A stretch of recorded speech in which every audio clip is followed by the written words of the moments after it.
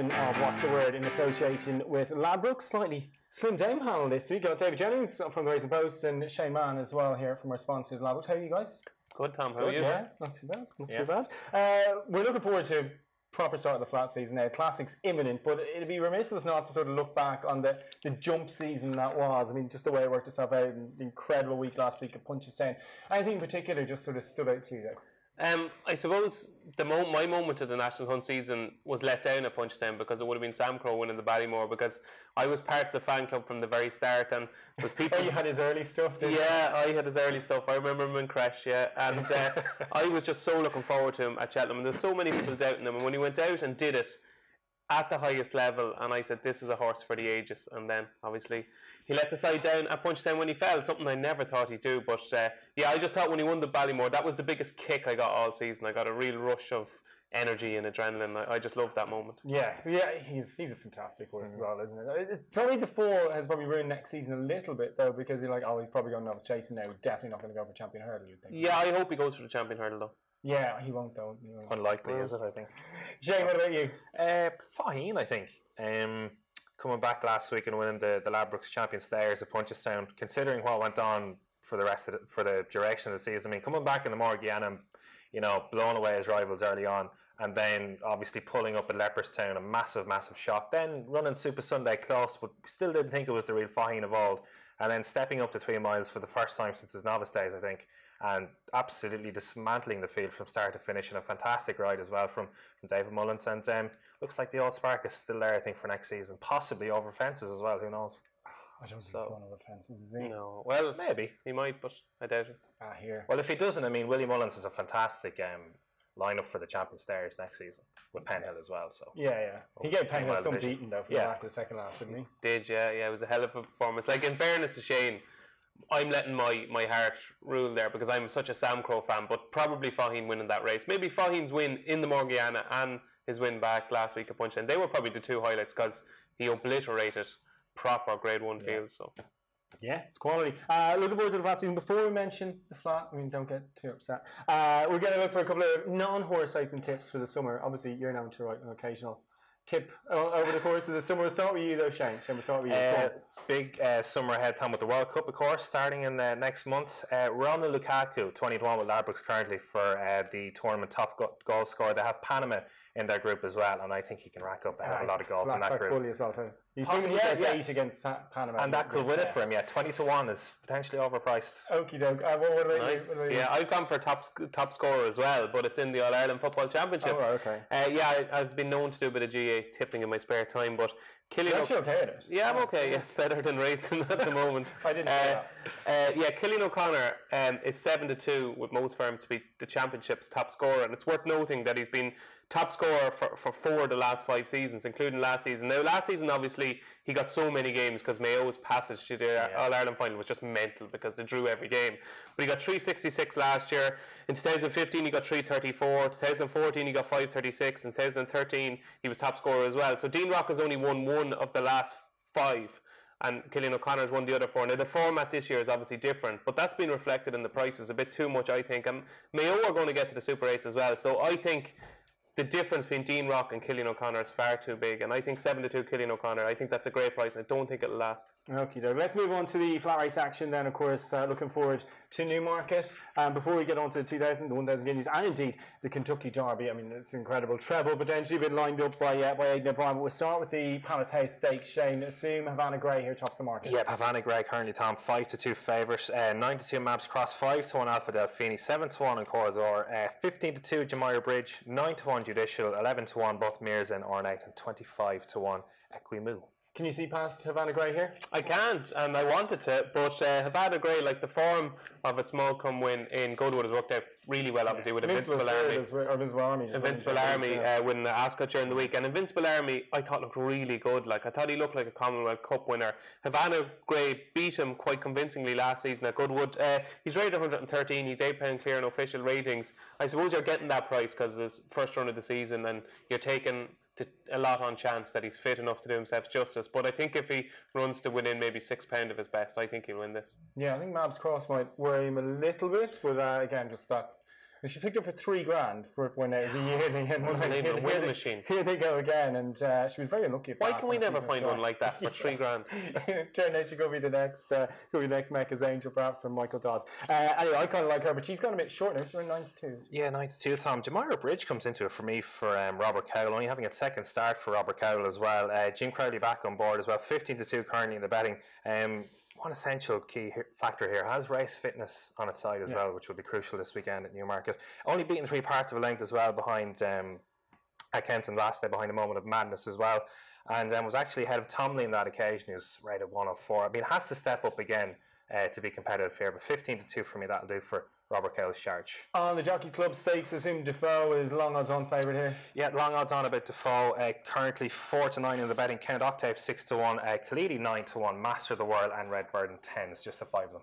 Can you see past Defoe here? Oh, no. Very good. And had to be supplemented, and it just goes to show you what a bad race this would be if he wasn't supplemented. I was so impressed with him last time. Like, it was just ooze class. Like, listening to Connections talking about him, they think this is a proper Group 1 horse who could mop up middle distances this year. This is stepping stone to something great. Yeah, I wouldn't be surprised if he steps up in trip the way he worked last year. Just one blip in the ledger last year, that was it. Like, Roger Varian's horse is in much better form as well. Yeah, absolutely.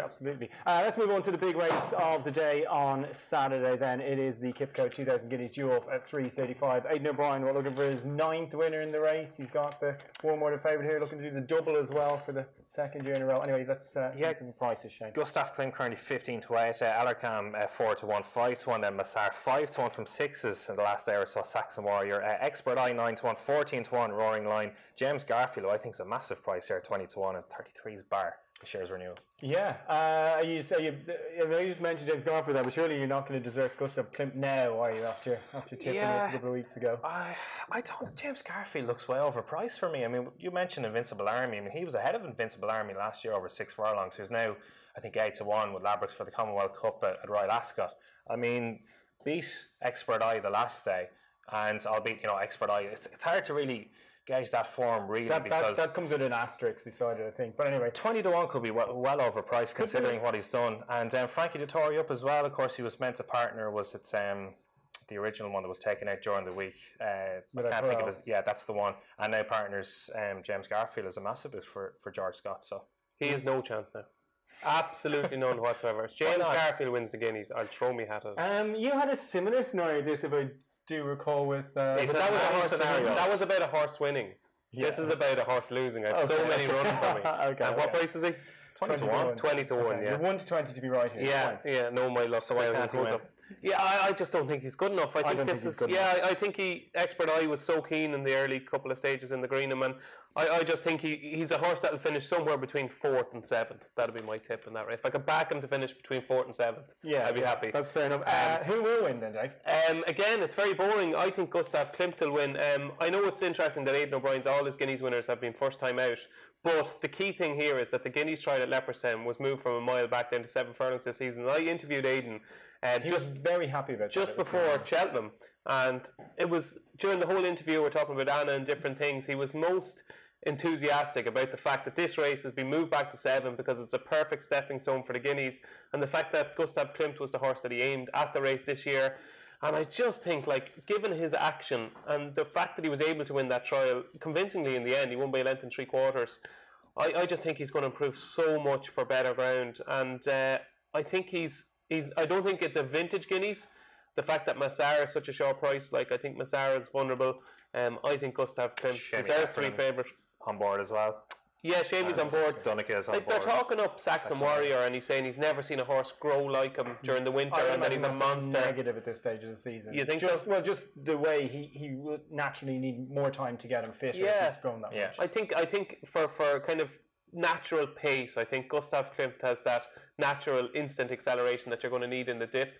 And I'll be disappointed if he's beaten. Yeah, I think Alarcam beats him, just FYI. But lovely horse. Yeah. Lovely horse. Yeah. Wonderful pedigree as well. But I'll be going with. Well, go across the line. So you go with James Garfield? I'm going to go take a flyer with James Garfield, but I think Expert Eye will step up again as well and shouldn't be deserted this weekend. 2 against the field. Okie doke.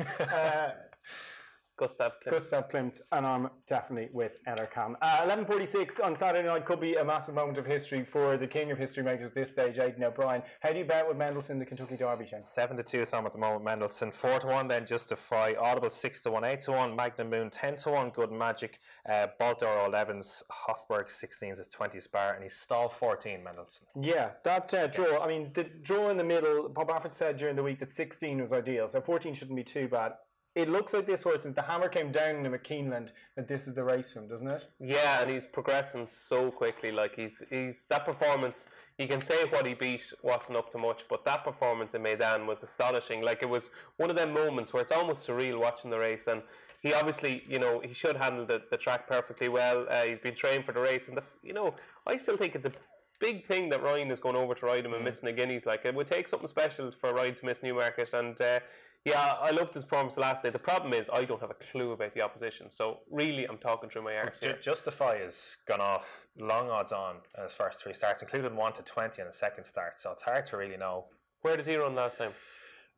Santa Anita, I think it was Santa Anita. I was hoping you wouldn't get that, so I could go. See, nobody knows that about it. Also, and on Mendelssohn, his Breeders' Cup win at Del Mar has been identified as literally the most significant piece of form on offer. And you look at the likes of Invincible Army and James Garfield, who were way down the field that day as well, and he sleeced up in that. Like he's over 10 furlongs for the first time, but surely that shouldn't be a worry considering he absolutely demolished the field at Maidan. So not an issue. No. I won't be having a bet. I hope he wins, and it will be another astonishing achievement in Aidan O'Brien's CV. Yeah, and hopefully he turns up at Nace on Monday and we can all chat to him. Yeah. Anyway, yes, you're all back in Mendelssohn because you've no idea what else is running the race. I have no idea, no. Yeah, Mendelssohn. Yeah, okay, I'd say. That's pretty standard. We're going to move on to the Sunday action as well. Also at Newmarket, 1,000 guineas. Aidan O'Brien looking for his, 4th guineas double as well? Well, you think he'll do it, so you've picked Gustav Klimt. What about in the Fillies equivalent? Start with the prices, Shane. Yeah, happily 5-2 at the moment. Soliloquy 6-1, 7-1, then each of 2. I Can Fly and Wild Illusion 9-1. Lorenz, Dan's Dream at 12s, who's been supplemented for this race, I think, as well. 14-1, then Altenorda, 14-1, and Anirium 20s bar. Is this a more open race? I mean, it's happily a shorter price favourite. I hope not. Okay. Yeah, I really like one in this. That you may have written in the paper yesterday? Yes. Yeah. I Can Fly.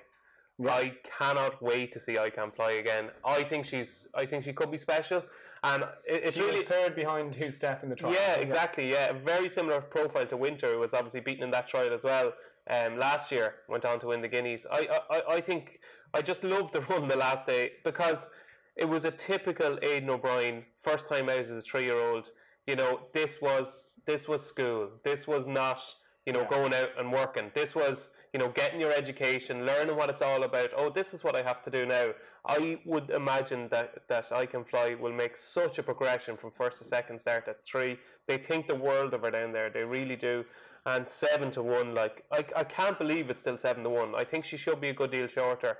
And maybe the fact that she won her maiden at Dundalk is putting people off. I don't know, but I think she's the best of the Ballydoyle contingent. I think she's very good. Did Winter not win in Dundalk as well as a 2-year-old? Yeah, for David Watchman. Yeah, all the trends. What could possibly go wrong? What are your thoughts, Shane? Soliloquy. Of course, William Buick's going to have a fairly tricky decision to make between Soliloquy and the other Charlie Appleby runner.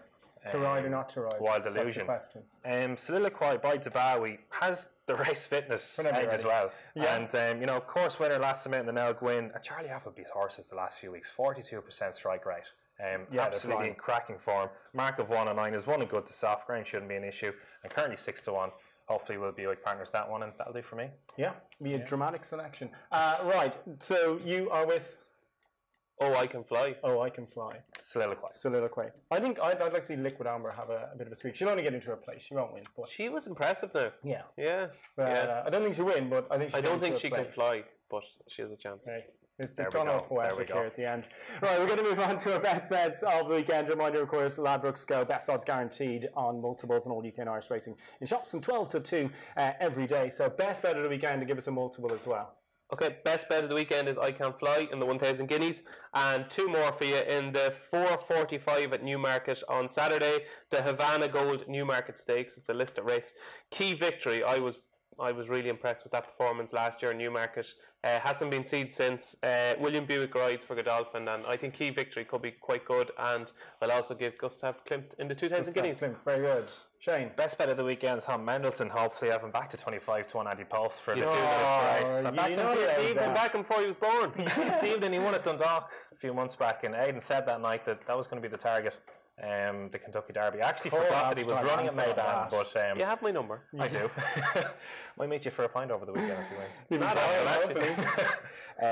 So Mendelsohn, the Kentucky Derby, Soliloquy, hopefully to be partnered by Will Buick in the 1,000 guineas, and I'm going to throw in James Garfield in the big one. If you get that level, it'll be more than drinks on the menu this weekend. I'm going for Ellercam in the guineas. I'm going for Havana Grey in the Palace House, and I'm going to stick in Defoe as well for the lock of the weekend at 4-9. Yeah. Anyway, thanks for watching. Thanks for listening. We'll be back again next week with more.